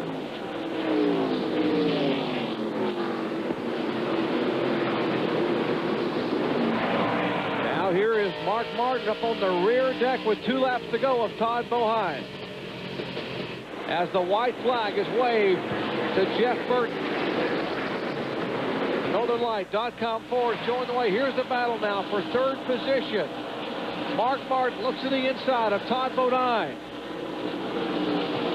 The leader is in turn 3. Jeff Burton will come to turn 4. There's the leader coming out of turn 4. Burton will take a checkered flag for his 3rd win of the year, but the battle is for 3rd spot. Side by side, turn 4. Bodine the inside, Martin the high side, and Mark Martin looks like will get the advantage by maybe a half a car length. Here's a 12 and 34 for position. And Jimmy Spencer will have the advantage out of turn 4. That was for the 9th position. Wow, what an effort tonight. Let's go down to Ray Dunlap as Jeff Burton waves to the crowd. Well, we got to hear from the crew chief because he helped make it happen. Tommy Morgan, great run tonight. I'll tell you what, that car really was dominant. What can I say about Jeff Burton at Richmond Raceway? I mean, you know, the NorthernLight.com Rouse Racing Ford was awesome tonight. Pit crew did an awesome job. I mean, what can I say about him driving this place? Even the crew chief gets in the sponsor plug. All right, Tommy Morgan. A pat on the back for Tommy Morgan and that crew. And this guy here, is he good at Richmond or what? We'll talk to Jeff Burton when we come back. Once more. Fram 250 is history, and here's the guy that dominated the night.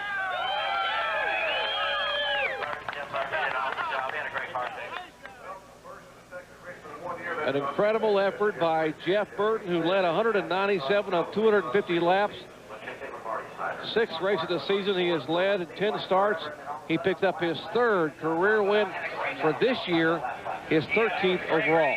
Let's go down to our McDonald's winner circle. Here's Bill Weber. Well, it has been quite a Friday for Jeff Burton, his first Winston Cup pole in 4 years, and then a big win here in the Busch race. Congratulations. Yeah, it's a great night for us. We've struggled here with the Busch car and the Cup car this year and last year. And came here and tested a few weeks ago and had a great test in the Cup car. And took some of that, not all of it, but took some of it and put on a Busch car, and the Busch car was great. So real proud of all these guys. They do a good job. We build our cars in-house, we build our bodies in-house, we build our own engines, we do everything. So it's real rewarding when we can't get a win. Was that car as good as it looked, Jeff? The car was real good. I was real tight at the end. I was pretty happy the 10 car wasn't as good as he had been early in the race. He looked like he was either loose or tight. I'm not sure which. We were tight, and I'm glad he wasn't as good as he was before, because he would have beat us. You did have to fight through some traffic there after that final pit stop. That was fun, you know. Anytime you got to race Spencer for the lead, you're going to have your hands full, and we rubbed and bumped, but, you know, that's what racing's all about. And Spencer's fun to race with. He had older tires, but he wasn't going to let go. You know, he was going to hold tight, and that's what he was supposed to do. Well, congratulations and best of luck tomorrow night. Thank you. Jeff Burton in victory lane here at Richmond. And second place for Jeff Green tonight. Looked like you had a really good race car in the middle part of this race, but then the 9 got by you, and there's nothing you could do, right?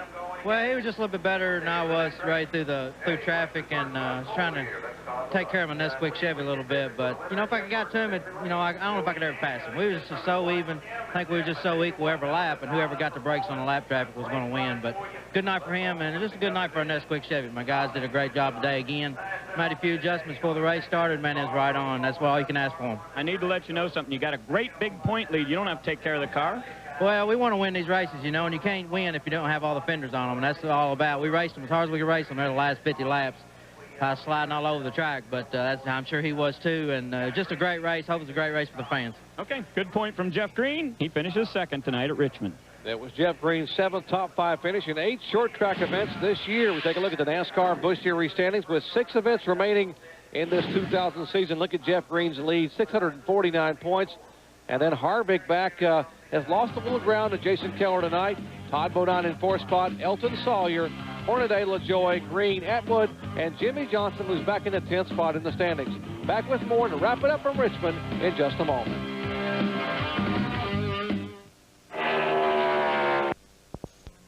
The Phillips 66 Monte Carlo. We changed a bunch of stuff on the car, air pressures, wedge, track bar. It was way too tight in the beginning. Donnie did a great job adjusting. They had good pit stops. The last run was the best it was all night, thankfully. But at the end there, we ran out of tires, and Mark beat me the line by probably 3-4 inches. But it was a good night. You know, it wasn't the best car here, but it was a decent car. Started on a pole, finished 4th. It was okay. You can tell Todd Bodine was working hard. He finishes 4th, and now we want to hear from the guy who finished 5th, Kevin Grubb. Hey, Kevin, step in here. I talked at the top of the show about how your finishes at this track has never been indicative of how good you run. Tonight, you showed us how good you can be here at Richmond. I'll tell you, ever since I started coming here, we've run, pretty good, and then we've only had a couple good finishes, and tonight luck was on our side. We didn't have the bad luck like we did in the spring. The spring race, we were great. We had a turbo car, good pit stops, running good. It just didn't end up like that for us. We had a wreck with a lap car, and but this is where our bad luck started, and hopefully it ended here tonight. Okay, congratulations. Check out the T-shirts the crews had on tonight here, folks. Our very final race at Richmond, the last Busch Series race of 2000. Bill? Well, with Kevin Harvick, you've had some great races this season, but this was not one of them. No, this one definitely wasn't one of the greatest ones for us. The AC Delco car was good early on, and we were able to run right with Jeff, and the rear end locked up for some reason. It blew all the oil out there at the beginning of the race, and I didn't say nothing on the radio, but it was all gone, and it quit smoking because it didn't have any more lube in it. But I thought it knocked the left front fender in there when Green was throwing a temper tantrum, but I think it just must have been one of those deals where things kept getting tighter and tighter, and then finally it just locked up solid. Yeah, you lost a few points here tonight, too. That's all right. We'll get them back. All right. Thanks, Kevin. Thanks. Well, remember that young man's name, Kevin Harvick. You'll hear it for a lot of years to come, not only in the Busch Series, but Winston Cup. Unofficial results tonight, 14 cars finished on the lead lap. Jeff Burton, Jeff Green, Martin Bodine, and Kevin Grubb. We looked at it in 14th spot. How about Brandon Butler? Good run for Brandon Butler, an infrequent competitor this year in Busch, but watch out for the future. Well, the local drivers, Brandon Butler, 16 through 30th. Michael Walter will lead that group. All these cars back to 28th, 1 lap down. And Mike Wallace at one time was 2 laps down. He gets one of them back, but still 28th, the best he could do. Kyle Petty, the first car, 2 laps down. And the final starters, you see where Jeff Purvis had his troubles. Elliott Sadler, 3 laps down. Sterling Marlin, one of the first cars out tonight. Tough break for the former Bristol winner earlier this year. He finishes 43rd. We'll come back to wrap it up from Richmond International Raceway in just a moment. Hey, as this race is now history and Jeff Burton celebrates, let's go down and check with the second-place man in the point standings. Bill Weber? Well, with Jason Keller, and you were able to smile. You, as you said, salvaged something tonight. We did. Really ran good there from the middle part of the race on, but my bad qualifying run really set the tone for the whole night. And not only did I have to race the cars on the lead lap, I had to race the lap down cars. But, hey, it was a pretty good night for us. Didn't take too big a hit in the points, and keep plugging away. I mean, we've got fast race cars. Just didn't salvage too much tonight. And Excedrin PM, we're working some things out for next year, so hopefully we'll be back. And hate to see ESPN go. It's you guys have been great for racing, and hopefully we'll be back one day. Thanks a lot. It's a challenge to come through the field here, isn't it? It is, but a lot of fun. I had a lot of fun tonight, and just didn't. I thought it was a 400-miler. I got tomorrow night and tonight mixed up, but hey, it was a great night for us. All right, Jason. Thanks a lot. See you next week. Thank you, guys. Appreciate it. And Jason, thanks for the kind comments. Indeed, for 19 years we've been covering NASCAR's Busch Series, and this is our finale. We will miss you too as well, young ladies. We miss Kenny Irwin and Adam Petty so very much. Our final NASCAR Busch Series event tonight is history at Richmond International Raceway in Benning. For 19 years, we have seen some incredible shows, some talented young drivers move along to Winston Cup, but hard to say none much better than this one here tonight. No, it really was a great race. Jeff Burton did a fantastic job, but we saw the future in NASCAR Winston Cup racing with Kevin Harvick, Jeff Green, some of these other guys that ran so well. Well, our Busch Series coverage is history, but we've got Winston Cup coming your way tomorrow. We'll start it all with NASCAR today at 6:30 Eastern Time. Bill Weber will host that show. Then our live flag-to-flag coverage of the NASCAR Winston Cup Chevrolet Monte Carlo 400. And guess who? Jeff Burton is on the pole, 7:30 Eastern Time. We'll wrap it up with RPM tonight at 2 a.m. Eastern Time on ESPN2. For more, log on to ESPN.com. And remember, coming up next is Friday Night Fights. That's coming up next. Yes, race fans, we're going to miss you too as we look ahead to tomorrow night's coverage. what a night it was for the NASCAR Busch Series Stars and Cars, their final short track event of the year. For Benny Parsons, Bill Weber, and Ray Dunlap, I'm Jerry Punch, once again congratulating Jeff Burton on his win in tonight's Autolite Fram 250. Don't forget, coming up next, Friday Night Fights. And yes, we thank you, Busch Series competitors, for all you've done for us for 19 years. And what a show you put on tonight. The action track lived up to its reputation. They slid, they hit, there was flames, there was incredible passes, and what an effort tonight by Jeff Burton. This has been a presentation of ESPN, the worldwide leader in sports. For more, log on to ESPN.com. Once again, we congratulate tonight's winner, Jeff Burton. And for the final time in the Busch Series, so long, everybody.